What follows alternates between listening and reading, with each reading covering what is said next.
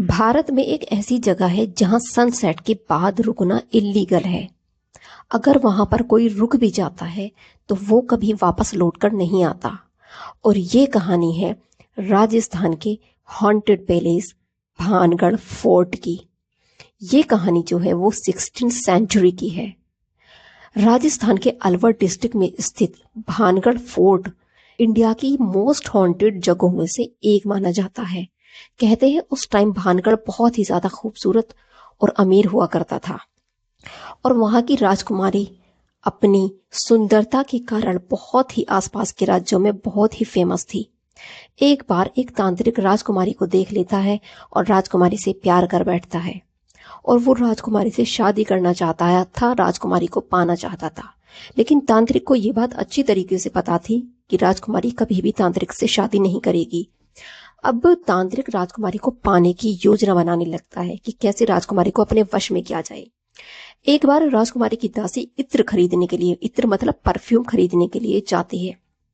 अब तांत्रिक जैसे ही देखता है तो वो योजना बनाता है, वो इत्र पर, परफ्यूम पर जादू कर देता है कि जब राजकुमारी जैसे ही इस इत्र को लगाएगी वो मेरे वश में हो जाएगी। लेकिन ये बात जैसे तैसे करके राजकुमारी को पता चल जाती है।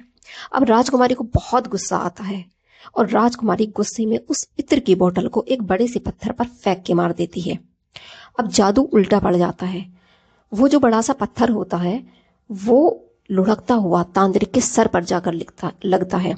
अब तांत्रिक बुरी तरीके से जख्मी हो जाता है।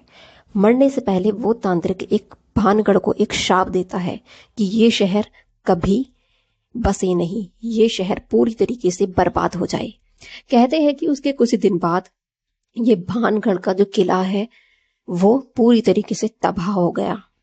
सबसे अजीब बात यह है कि वहां पे जो है एक बोर्ड लगा हुआ है। जब घूमने के लिए जाते हैं तो वहां एक बोर्ड लगा हुआ है जिस पर लिखा हुआ है आज भी कि सनसेट के बाद और सनराइज से पहले यहाँ पे रुकना सख्त मना है।